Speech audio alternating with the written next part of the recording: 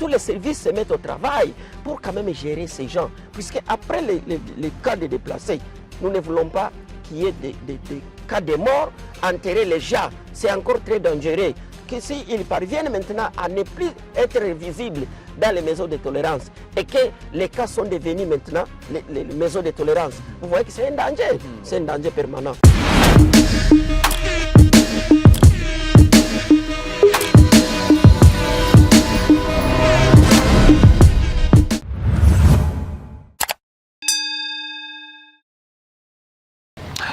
Mesdames, Messieurs, petit à petit, nous sommes en train de clôturer les mois de février de l'année 2024. Nous nous retrouvons maintenant au quartier Lac Vert, dans la commune de Goma. Nous nous sommes déplacés pour venir jusqu'ici parce que ce quartier est en train de subir ce qui est des conséquences de cette guerre injuste imposée à la République démocratique du Congo par les terroristes du 1-23.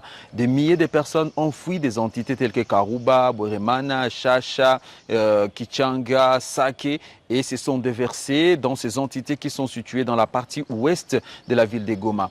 Être cadre de base, être chef de ces quartiers exige des nerfs solides parce que beaucoup d'événements se déroulent ici, que ce soit sur le plan sécuritaire, le plan humanitaire. Et pour en parler, mesdames, mesdemoiselles et messieurs, nous avons opté en tant qu'équipe Morning Post de nous déplacer et rencontrer les chefs de ces quartiers qui est monsieur Dedes Mitima. Alors nous nous approchons petit à petit de monsieur Dedes. Monsieur le chef, bonjour. Bonjour monsieur le journaliste. Merci de nous avoir acceptés dans votre entité. Oui, soyez les bienvenus encore une fois chez nous.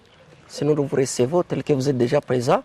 Je suis fier aussi de votre présence, monsieur le journaliste. Alors, monsieur le chef, ça fait de cela 2 mois déjà que votre quartier est envahi par de nouveaux arrivants qui viennent de villages, d'autres qui fuient la guerre. Comment vous arrivez à gérer toute cette masse de personnes qui viennent de débarquer ici? Oui, monsieur le journaliste, le dossier n'est pas facile à comprendre puisque nous vivons un moment très difficile. C'est vrai, nous sommes envahis par nos frères déplacés de guerre. Ils ne sont pas nos ennemis, ce sont nos frères. Ouais. Nous les recevons tels qu'ils sont déjà sur le terrain. Mais nous avons maintenant un problème très sérieux de l'insécurité, monsieur le journaliste. Bien que les déplacés sont là, ils ont aussi leurs besoins, mais les besoins ne sont pas capitaux par rapport à ce que nous sommes en train de vivre ces derniers temps. Puisque l'insécurité bat record. On ne sait pas à qui recourir maintenant, puisque à tout moment qu'il fait 17h45, 18h, c'est le début des tirs des armes lourdes et des armes légères. Donc on ne comprend rien ces derniers temps. Donc c'est à vous maintenant les journalistes de faire aussi avancer ou faire parler à l'opinion. Les difficultés de la population est en train de faire face ces derniers temps. Comment vous expliquez cette situation? Parce qu'on sait que cette zone, quand même, c'est une zone où nous avons beaucoup d'éléments de forces armées de la République démocratique du Congo. Vous avez également ces jeunes qui se sont portés volontaires pour défendre la patrie. Comment cette insécurité devrait se traduire alors qu'on sait que ce sont eux qui sont chargés de vous protéger, y compris même la police? Merci, monsieur le journaliste. Vous savez, le quartier est devenu militarisé.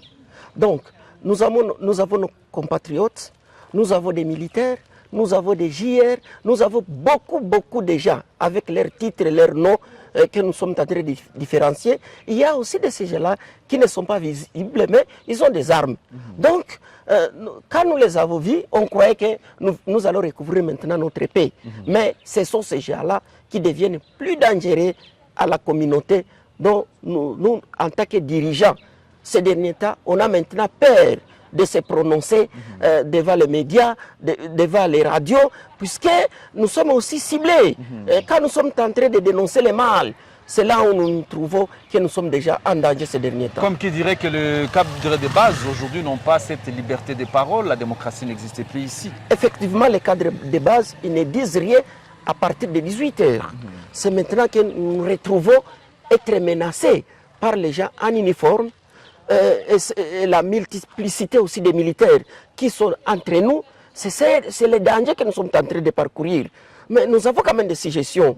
Si on parvenait à délocaliser ces militaires, vous savez, comme nous sommes en train d'être victimes à partir de 17h, vous venez en retard, vous tombez dans les mains de ces militaires, c'est-à-dire vous vous exposez. Mais ils vous accusent de quoi? Peut-être avant même de prendre leurs recommandations, les stratégies à mettre en place. De quoi ils accusent les habitants? Parce qu'on a appris qu'hier, il y a quand même des alimentations, il y a des commerces qui ont payé les frais de cette présence ici. Oui, ces gens-là, quand il fait déjà 18 heures, ils ne veulent pas voir quelqu'un passer avec son téléphone, avec des vivres, avec l'argent.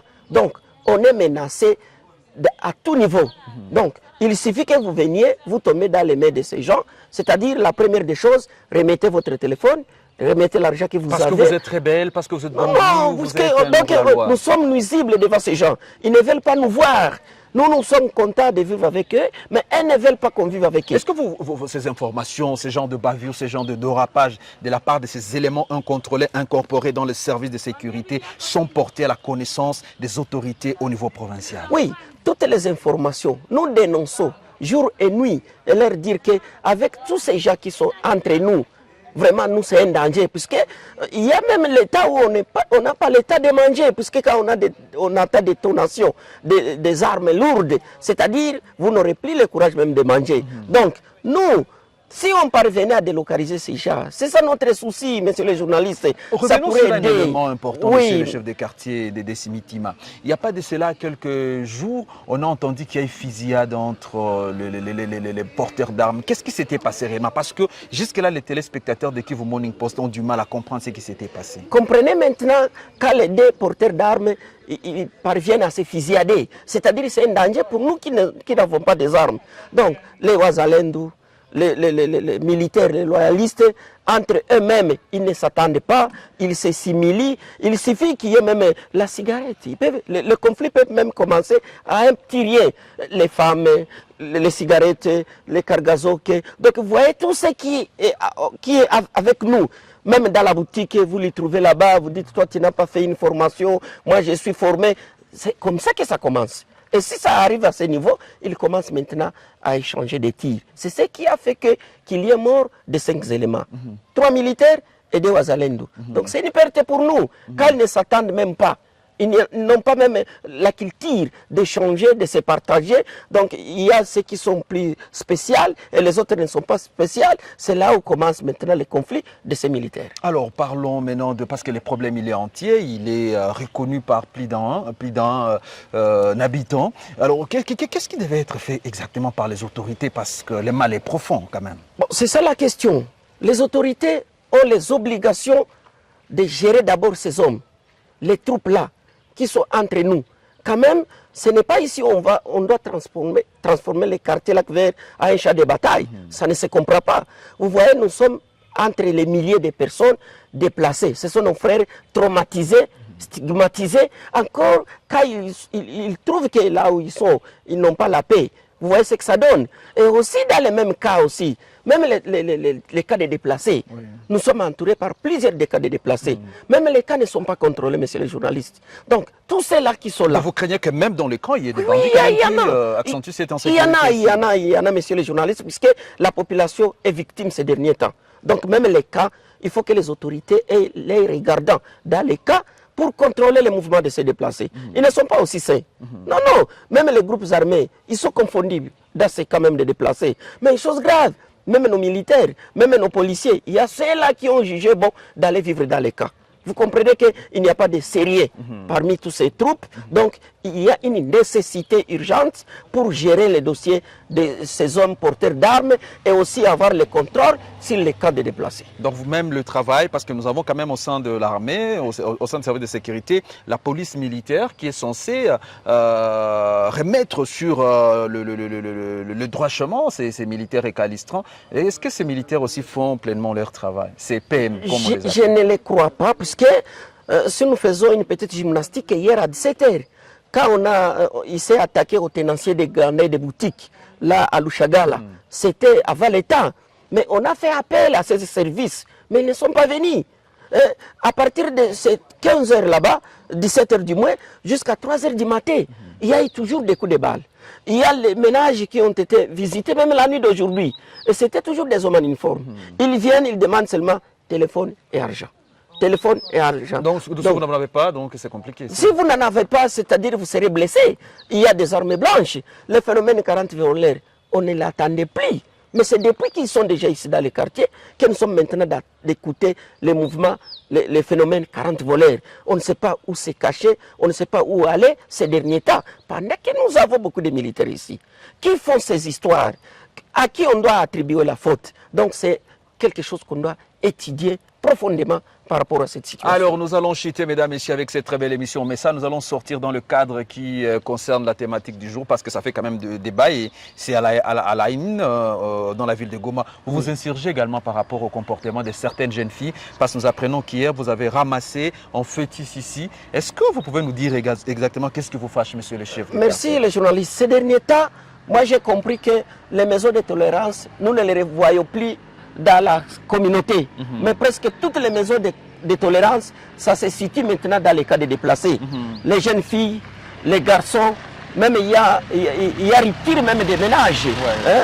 Il y a certaines familles ces derniers temps, l'homme et la femme ne vivent plus ensemble à cause des cas de déplacés. Donc, tous les jeunes, ils vont se réfugier dans les cas de déplacés. C'est là où il faut tout ce qui peut être du mal dans le sens de la sexualité. Même il y a aussi des maladies qui les attendent. C'est dans ce sens où nous avons eu à retrouver un fœtus dans un carton. Ça ne vient pas du ciel. C'est toujours les femmes et les filles qui le font. Donc, il faut que tous les services se mettent au travail pour quand même gérer ces gens. Puisque après les cas de déplacés, nous ne voulons pas qu'il y ait des cas de mort, enterrer les gens. C'est encore très dangereux. Que s'ils parviennent maintenant à ne plus être visibles dans les maisons de tolérance et que les cas sont devenus maintenant les maisons de tolérance, vous voyez que c'est un danger, c'est un danger permanent. Donc, un appel à la responsabilité de la part de jeunes filles qui nous écoutent. Oui, moi je voulais parler aux jeunes filles. Je pense qu'il y a un commencement doit avoir une fin. Donc qu'ils fassent attention. Il n'est pas beau d'aller s'exposer dans les camps. Il suffit qu'on lui donne quelque chose. Vous savez, ces derniers temps, on ne donne plus de vivres. On donne maintenant de l'argent aux déplacés. Il faut des loisirs.